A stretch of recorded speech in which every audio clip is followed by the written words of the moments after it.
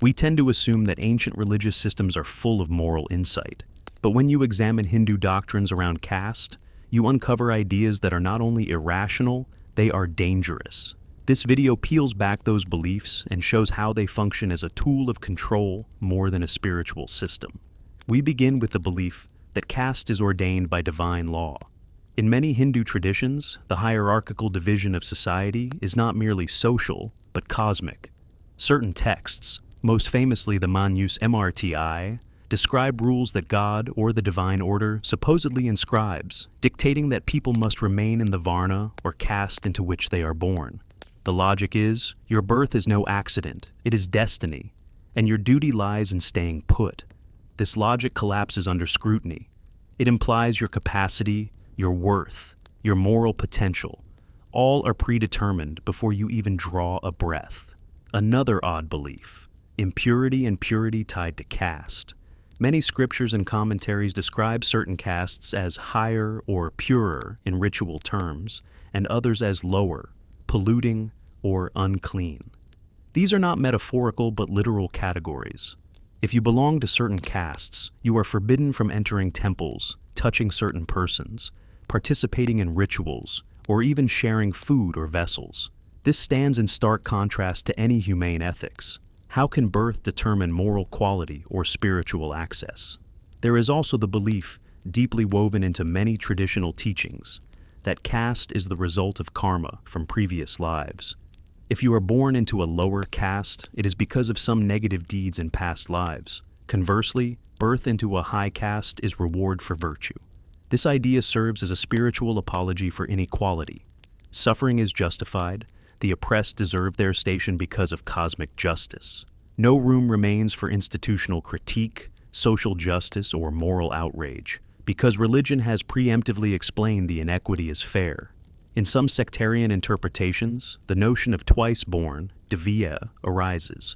Only those born in certain castes, e.g. Brahmins, Kshatriyas, Vaishyas, are regarded as twice born, the second birth being the spiritual initiation. This idea creates a built-in spiritual aristocracy. Others, notably Shudras, Dalits, or outcast groups, are explicitly excluded from that initiation, said to be incapable of certain knowledge, rituals, or access to sacred texts. That kind of exclusion is not subtle. It is a systematic devaluation encoded in theology.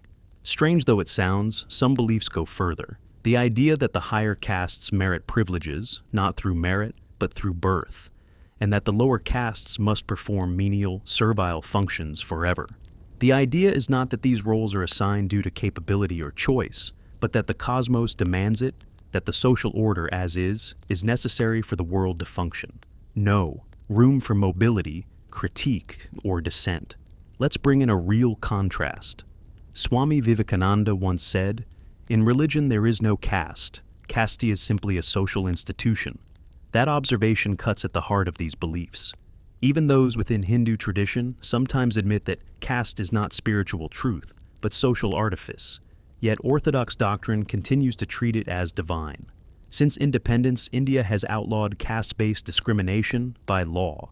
Yet the old beliefs persist. Discrimination, segregation, honor killings, temple exclusion, they still happen.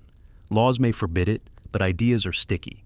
Even today, many people believe that a birth in a certain caste carries karmic weight, that one's social status is inescapable, and that sanctified rules justify exclusion. Human Rights Watch describes the caste system as discriminatory, cruel, inhuman, and degrading. One especially jarring belief is that some castes are untouchable. Contact with them is ritually polluting. Historic social custom enforced this by making Dalits, formerly untouchables, live outside villages, separate wells, separate schools, and separated sections of public life. In some places, these practices still linger in covert, socially enforced ways. The notion that human contact can pollute someone is not just superstition, it's social poison. If you look at Indian social survey data, you'll see the after images of these hierarchical beliefs. Pew reports that many Indians still say they won't accept neighbors from certain castes, and many hold that marriage across castes is improper. So, Although formal bans exist, belief systems sustain informal segregation. Another odd belief is that ritual purity is more important than justice. In some religious circles, maintaining clean rules, following ritual rules, upholding caste restrictions, these are considered sacred priorities, sometimes even more urgent than fairness. Thus, a local community might enforce a caste rule to protect ritual cleanliness, even if it means social exclusion or even violence. Some justifications argue that caste is not rigid, that mobility is possible through devotion, good karma, or renunciation. But those are partial escape hatches, seldom available to most people, and they do not challenge the core idea that birth should matter in the first place. The escape path is individualistic and minimal, not collective or structural. It offers a spiritual path out, rather than a systemic break. In the colonial era, sects and reformers sometimes denied caste or sought to reinterpret it, but many mainstream religious institutions resisted. The RSS, for example, has sometimes tried to reframe caste so it looks less brutal, but rarely repudiated its structural logic entirely. Many reform movements wrestled with how to preserve religion while discarding caste, but the tension remains strong. Think of Periyar, who declared, "Religion, scriptures, and gods that cannot change, caste must go." His argument wasn't throw out religion, but religion that defends hierarchy is not worth it. He understood that caste is not a tradition to be reformed, but a system to be dismantled. When you study these strange beliefs, a pattern emerges. They frame inequality as natural, divine, or karmic. They discourage questioning.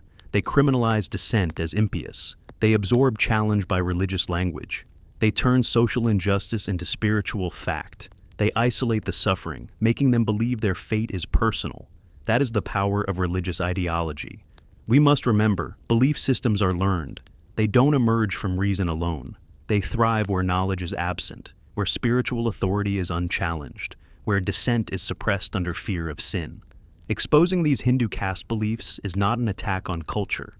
It is a refusal to allow cosmic tyranny over human dignity.